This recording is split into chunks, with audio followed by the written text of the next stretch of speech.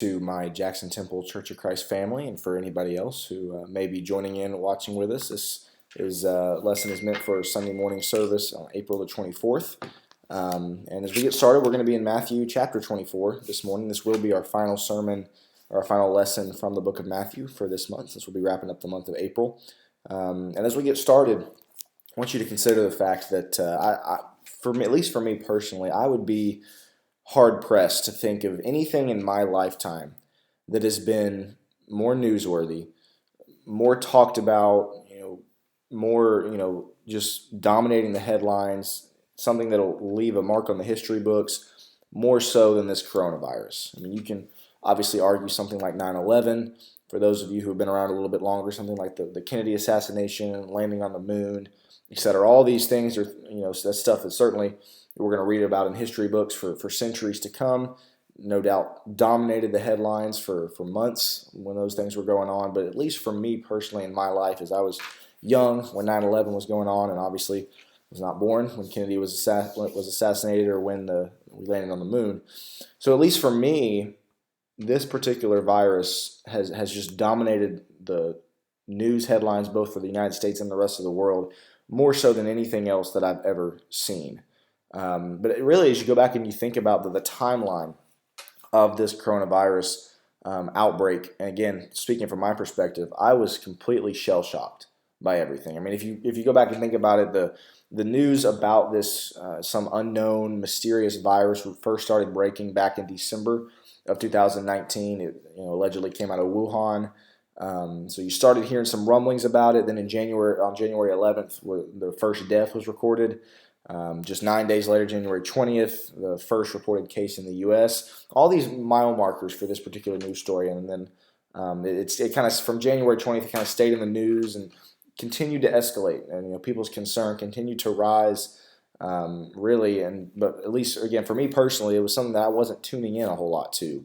I've obviously heard the rumblings, and I knew there was some concern, but that all changed for me on March 11th. On March 11th, me and my wife were out on our anniversary trip, and I remember sitting on the couch, watching the TV, looking on the news sites on my phone, and seeing virtually all major sports leagues either shutting down or suspending their season, literally just like that.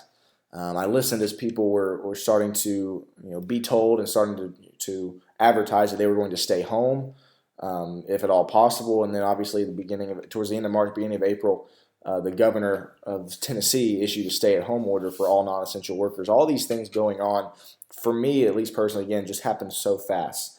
And then obviously, again, for those who are watching, my family at Jackson Temple, to top it all off, to really make it real, our last time to meet together was March the 14th. Here we are over a month ago.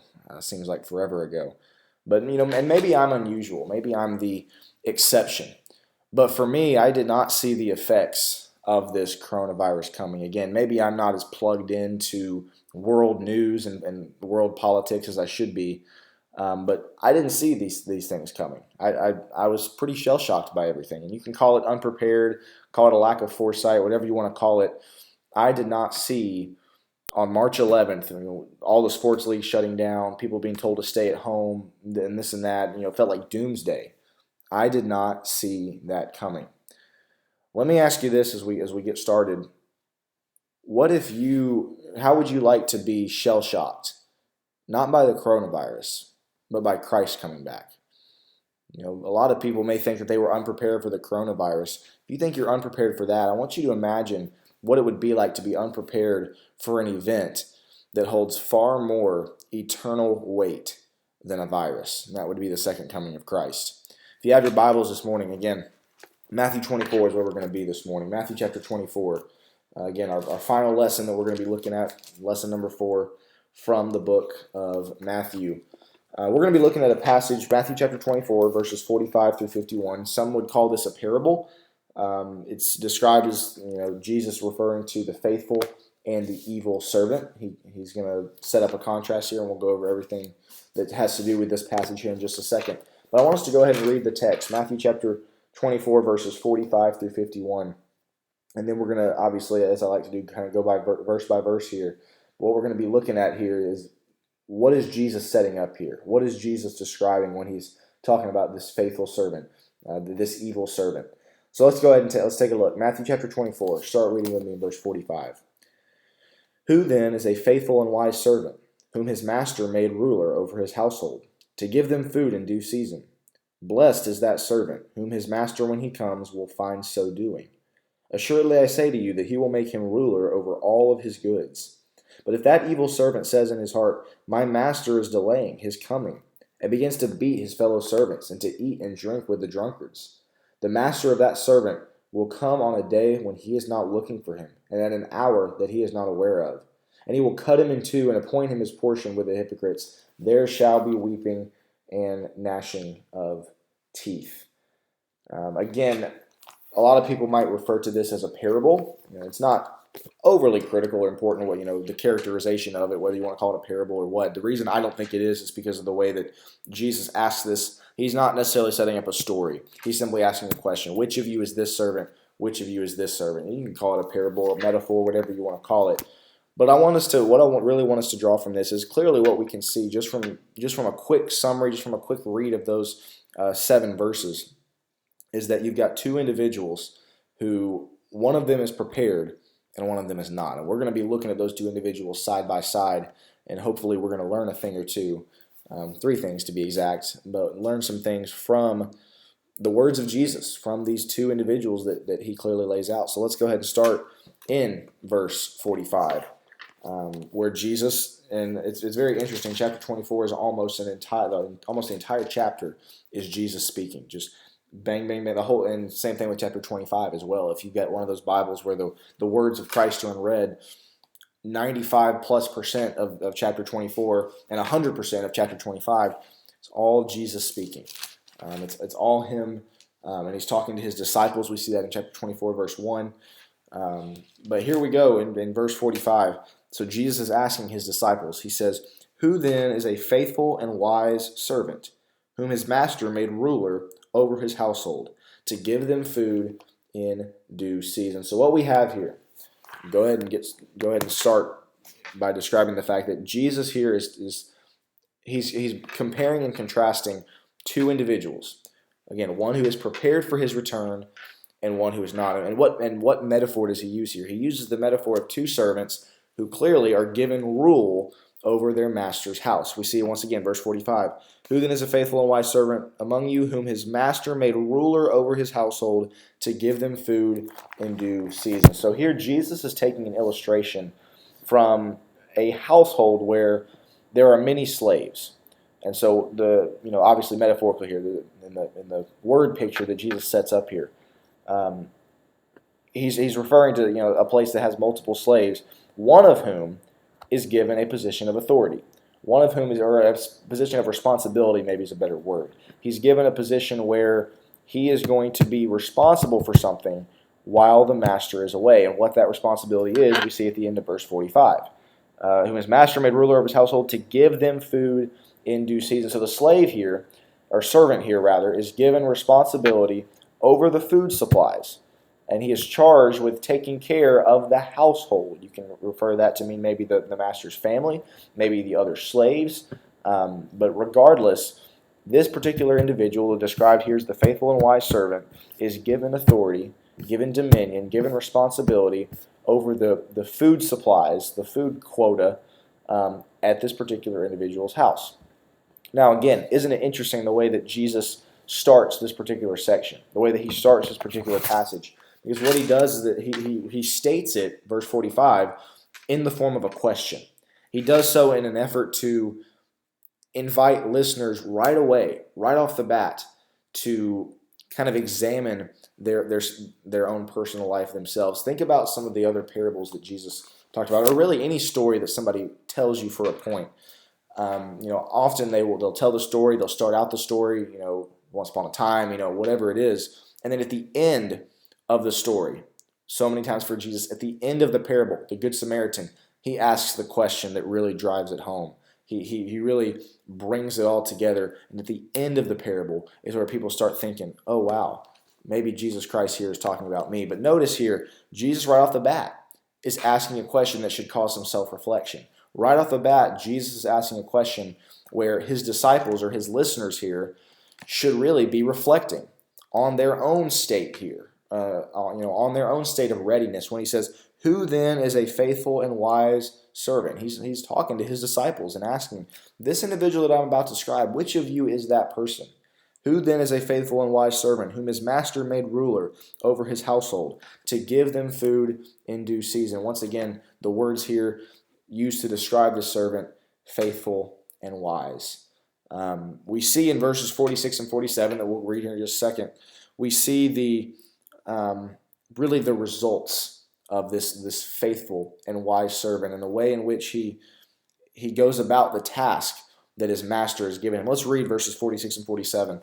So we just got done, again, keep it in context, starting in verse 45. "Who then is a faithful and wise servant, whom his master made ruler over his household, to give them food in due season? Blessed," Jesus says, "is that servant, whom his master, when he comes, will find so doing. Assuredly I say to you that he will make him ruler over all his goods." So here we have Jesus commending the servant, going out of his way to praise the servant who works at the task committed to him, really so that everything will be in order when the master returns. Now keep in mind here, for the faithful and wise servant, he doesn't know when his master is going to be returning, but he is given a task. He is given a responsibility, end of verse 45, to give the household food. We see in verse 46, "Blessed is the servant whom his master, when he comes, will find so doing." In other words, blessed is the servant who does the task wholeheartedly, who commits to the task, and who does not stop doing the task until the master returns. Again, keeping in mind, the servant more than likely did not know when that was going to be.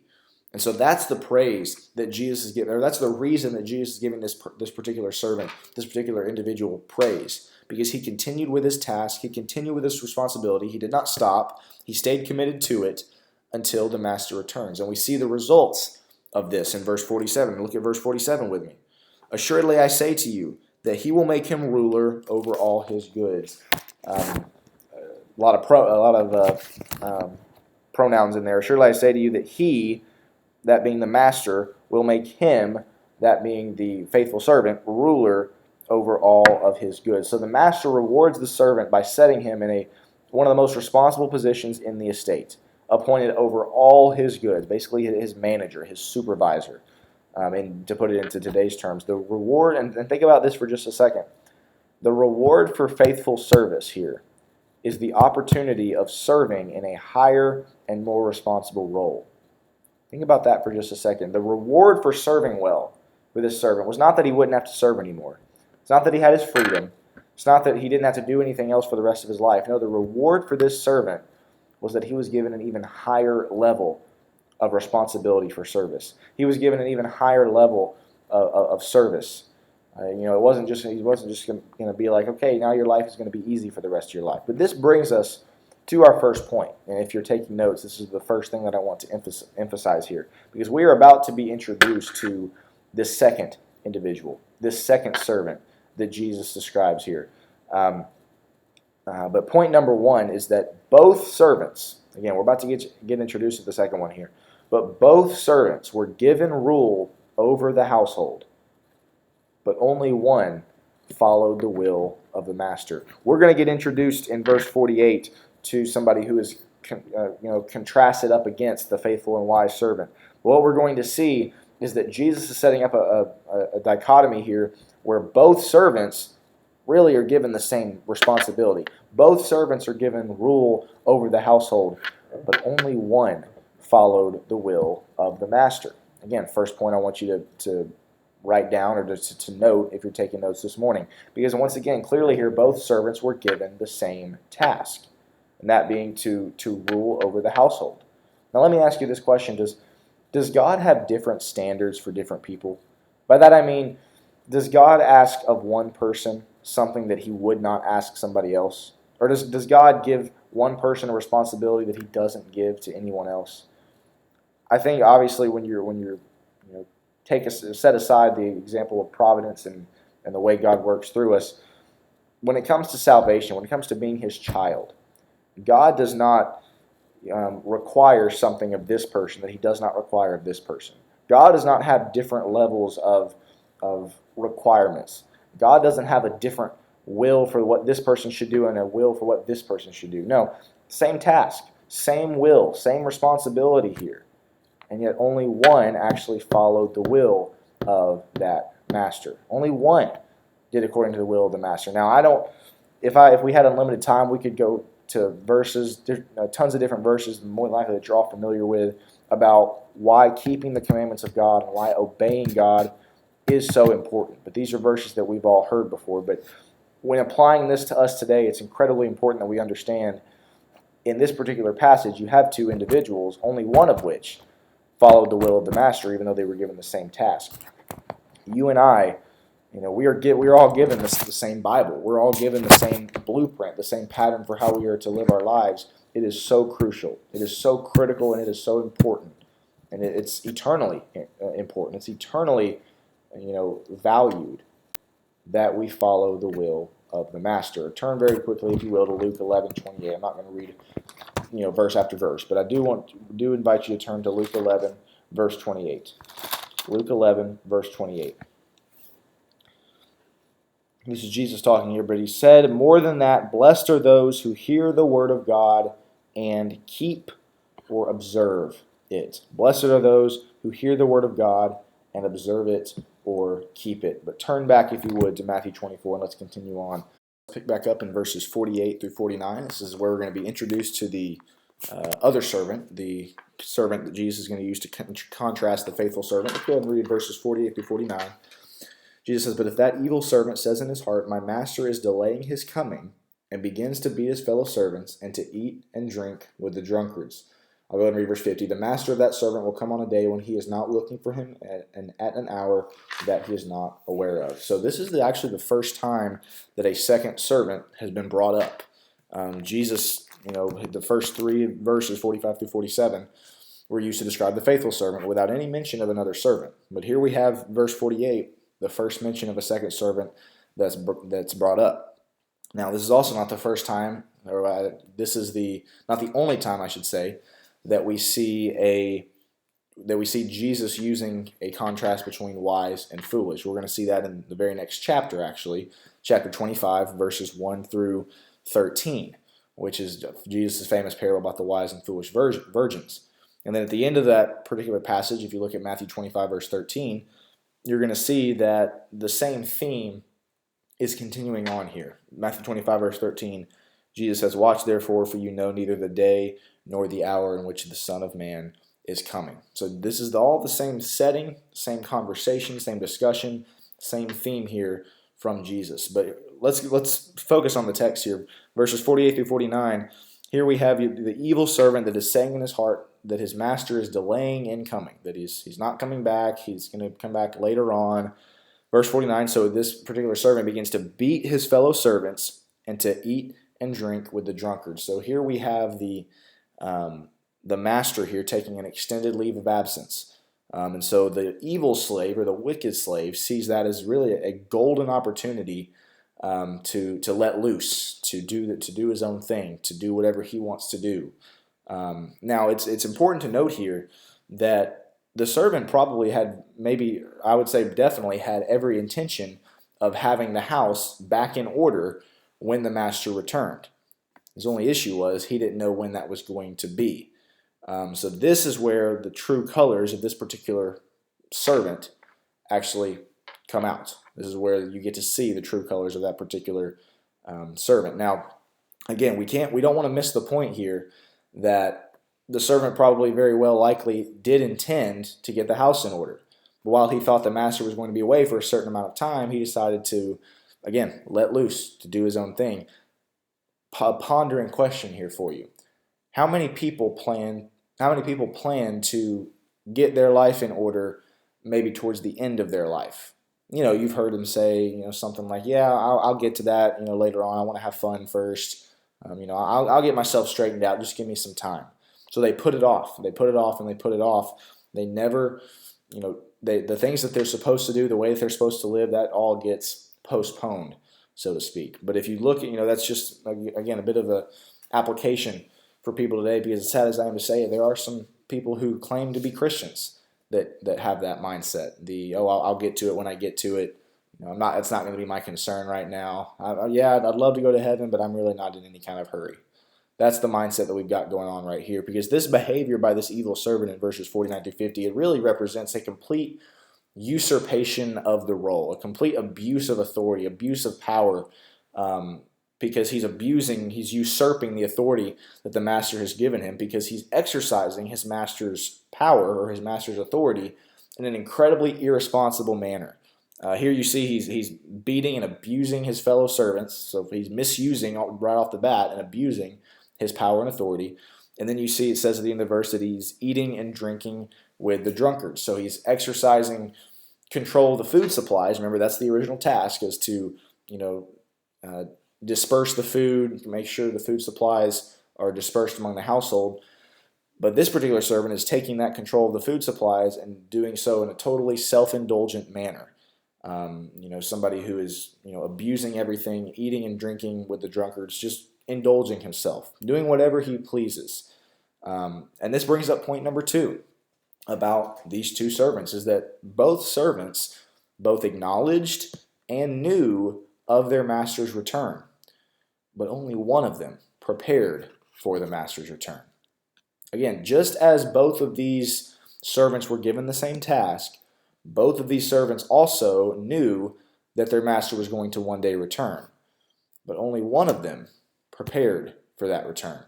If you take a look, let's continue on verses 50 and 51. The master of that servant will come on a day when he is not looking for him, and in an hour that he is not aware of, and he will cut him in two and appoint him his portion with the hypocrites. There shall be weeping and gnashing of teeth. So here you've got the evil servant who is indulging himself, living life to the fullest, abusing the authority that he has, and all of a sudden the master comes back. He's clearly caught off guard and unprepared when his master returns. Now this harkens us back to the passage that immediately precedes the one that we're looking at. If you look at verses 36 through 44, this is the passage that immediately precedes what we're looking at this morning, and I wanted to go through all of it and deep dive into it, but I wanted to bring it up for this particular point because this is what harkens us back to verse 36 of the same chapter, Matthew 24, verse 36. Jesus says, "But of that day or hour no one knows, not even the angels of heaven, but my Father only." That day or hour, what's he referring to there? We'll get to that here in just a second. But if you look at that whole passage, this is just a common theme, a common thread that Jesus is going through here. But if you go back to the evil servant, his conduct here, his behavior here is really based upon the fact that he believes his master's absence is going to continue indefinitely. In other words, he hasn't come to terms with the idea that the master is going to return anytime soon. He hasn't come to terms with the fact that the master is going to be back sooner than expected. So everything that he's doing, his conduct and behavior, is based upon his master not coming back for a while. And so the message that Jesus is trying to communicate here is that just because the master was delayed does not mean that the master was not coming at all. The master may have been away for way longer than this particular servant ever expected. But that didn't mean that this particular master was not coming back. This is obviously a clear application to Jesus Christ and the second coming of the Son of Man. But go back, again, let's just go ahead and go back to this passage in Matthew 24. If you look in verse 36, "But of that day and hour no one knows, not even the angels of heaven, but my Father only." So we ask the question, what's he talking about here? For that, you have to go back to starting in verse 29 of the same chapter. Again, this is all one setting for Jesus, his same listeners. Verse 29 for Matthew 24, "Immediately after the tribulation of those days, the sun will be darkened, and the moon will not give its light. The stars will fall from heaven, and the powers of the heavens will be shaken. Then the sign of the Son of Man will appear in heaven, and all the tribes of the earth will mourn, and they will see the Son of Man coming on the clouds of heaven with power and great glory. And he will send his angels with a great sound of a trumpet, and they will gather together his elect from the four winds, from one end of the heaven to the other." So this is what Jesus is talking about in verse 36, when he says, "But of that day and hour no one knows." That's what he's talking about. The second coming of Jesus Christ, or of himself, the second coming of himself, when he would send his angels, verse 31, with the sound of the great trumpet. That's what he's talking about here. And so if you skip on down to verse 42, you see that Jesus is making a plea to his listeners that they be prepared, that they be ready for this day, that no one knows the hour to. Verse 42, watch therefore, he says, for you do not know what hour your Lord is coming. These two servants, neither one of them knew when their master was going to return. Neither one of them had any idea whether it be a long period of time or a short period of time and when he would be coming back. But only one of the servants prepared as if he was coming back immediately. Only one of those servants prepared as if any hour he could come back. Only one of those servants prepared as if that day was going to be their last day before he came back. You see, the theme here, the application here is obvious, that we need to be living our lives in such a way that we are prepared for our master's return. Not that we're prepared, if he comes in a couple weeks or a couple months, but we are prepared if he comes back this very hour. That we are prepared if he comes back within the next 30 minutes. That's the type of preparation that Jesus is talking about here. And let me just go ahead and state the obvious, the fact that there are going to be billions of people who are going to be caught unprepared. Even people who acknowledge God. Keep in mind, this servant acknowledged his master. He knew he was a servant. He knew he had a master to serve. He acknowledged him, but he still was not prepared for the master's coming. There's going to be billions of people that are like that. In fact, if you go back to chapter 24, look at verses 38 through 39, look at the example that Jesus cites here.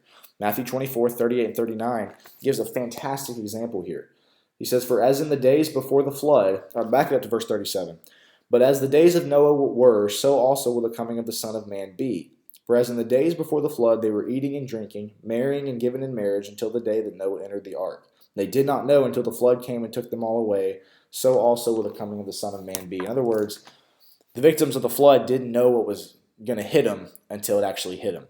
They didn't know that God was going to flood the earth, completely until it actually happened. In the same way, again, verse 44, skip down and read that. Therefore, you also be ready, for the Son of Man is coming at an hour that you do not expect.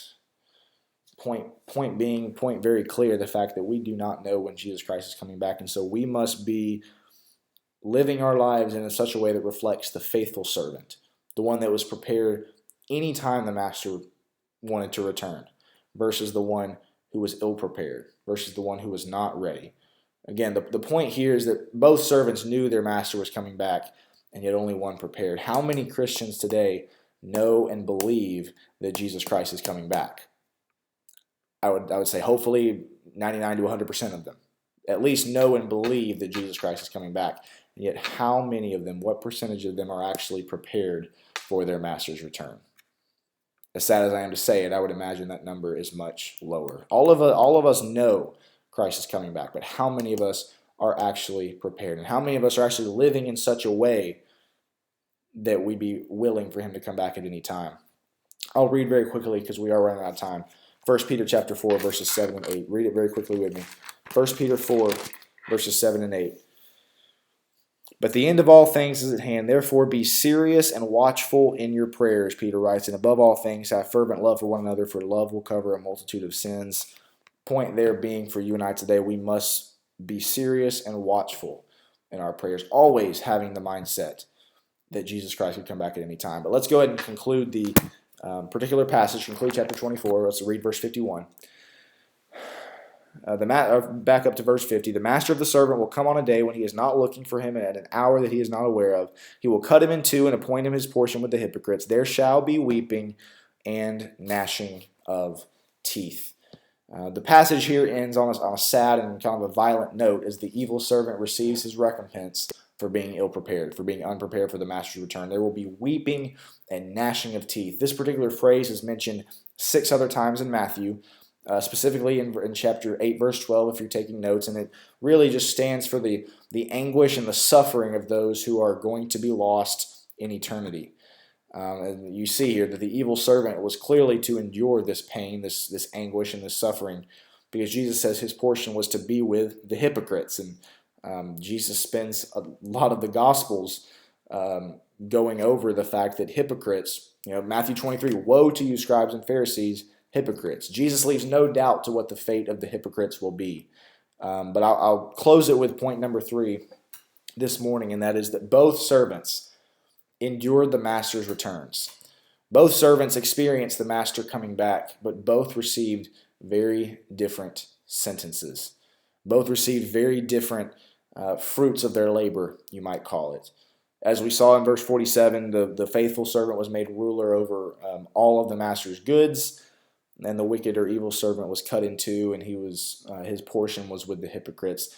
Let me close by pointing out to you that your preparation for your master's return will determine your fate when he does return.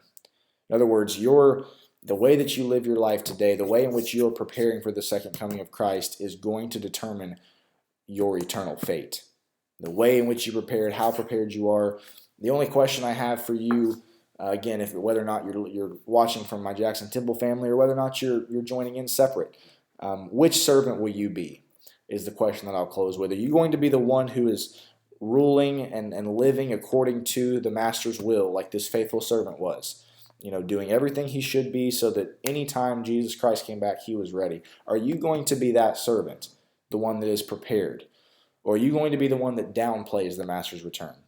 The one that sees it as something in the distant future, something that will be put on the back burner, and somebody that really lives according to their own desires and however they want to. This is a wonderful passage from Jesus, and I hope and pray that each and every one of you will be like that faithful servant, the one who did receive the reward, the one who received the opposite of the weeping and the gnashing of teeth. So my plea for you as we close this video is that you will be prepared for the master's return, because we know that it's coming.